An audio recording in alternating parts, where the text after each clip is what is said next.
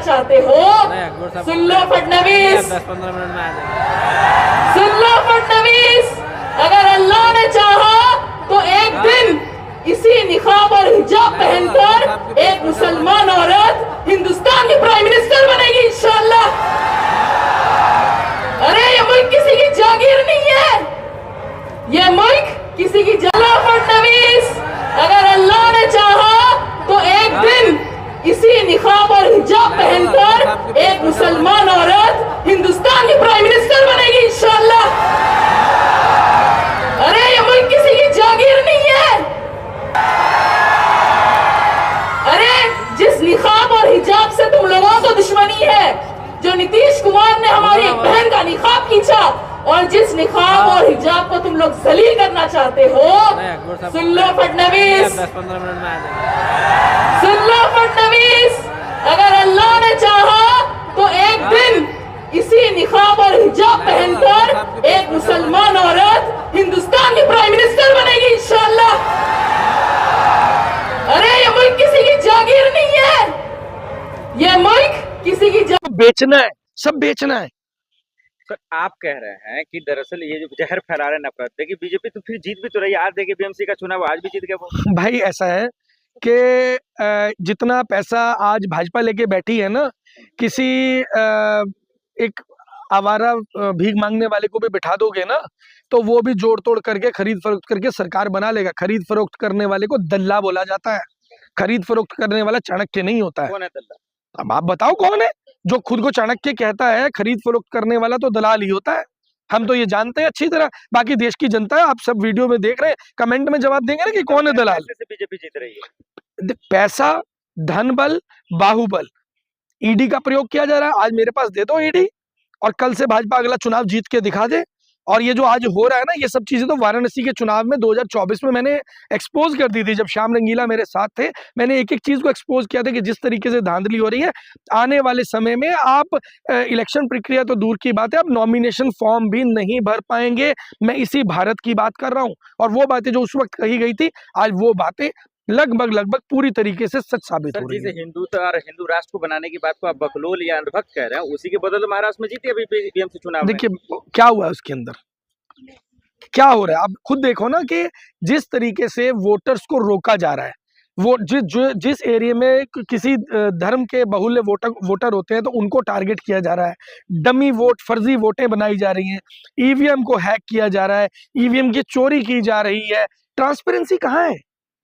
ये जिम्मेदारी थी इलेक्शन कमीशन की कि हमारे वोट को सुरक्षा प्रदान करना। अगर आज वो सुरक्षा प्रदान नहीं कर रहे हैं, तो शायद वो भूल गए हैं कि इस देश में जब भी जरूरत पड़ी है, इस देश की मिट्टी इतनी जरखेज है, भगत सिंह भी पैदा करती है, चंद्रशेखर आजाद को भी पैदा करना जानती है, और वो उसमें समय नहीं लगता। जब जरूरत पड़ेगी तो वो आएंगे दोबारा। सर ये चुनाव आयोग के अलावा आप लोग के पास नहीं है क्या जवाब? लड़ने की क्षमता नहीं है? आप एक बात, हर चीज में चोरी, हर चीज में नहीं, देखिए जो सच है, सच को स्वीकार करने की तो आपको आदत डालनी पड़ेगी। या तो आप आंख बंद करके आप भी कह दीजिए कि आप भाजपा के लिए काम करते हैं। जिस हिसाब से आप सवाल पूछ रहे हैं, मेरे को तो यही लग रहा है कि आप पत्रकार महोदय, आप खुद जो है वो भाजपा के लिए काम कर रहे हैं। में जीती बीजेपी, ये सच नहीं है। कितनी धांधली हुई ये बताइए ना। कहाँ धांधली होती है? क्यों नहीं हो रही धांधली भाई?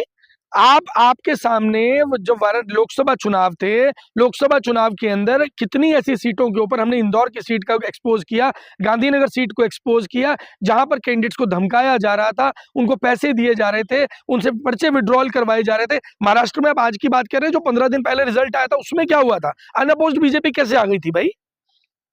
मतलब, और दूसरी बात जो बाबा साहब ने बोला था, क्या बोला था कि हम सब देश की जनता जो है वो विपक्ष होगी। और आज की तारीख के अंदर अगर आप बात कर रहे हैं कि मतलब ये तो फिर पूरा का पूरा भाजपा का राज हो गया, फिर तो भाजपा को बोल दो भाई देश बेच दे। कश्मीर की एक वैली क्यों बेच रहे हो? पूरी वैली बेचो ना। हिंदू राष्ट्र से दिक्कत क्या होगा भाई? हम आपको क्लियर स्पष्ट शब्दों में एक बात बता रहे हैं, हिंदू राष्ट्र जहां पर हर व्यक्ति को अपने धर्म को जीने की आजादी हो, हमारी बहन बेटियों को सुरक्षा हो, आपका धर्म सुरक्षित हो, आपके बच्चे सुरक्षित हो, उनको शिक्षा मिल रही हो, स्कूल बंद ना हो रहे हो, शिक्षा मिल रही हो, उच्च शिक्षा मिल पा रही हो, स्वास्थ्य सेवाएं मिल पा रही हो। ऐसा ना हो किसी के माँ बाप अस्पताल में पड़े और वो 8 साल का बच्चा बेचारा बिलक बिलक का कह रहा है कि जब ये मर जाएगी तब इलाज होगा इसका। इसे हिंदू राष्ट्र बोलेंगे? हिंदू राष्ट्र आप कल्पना तो बताइए।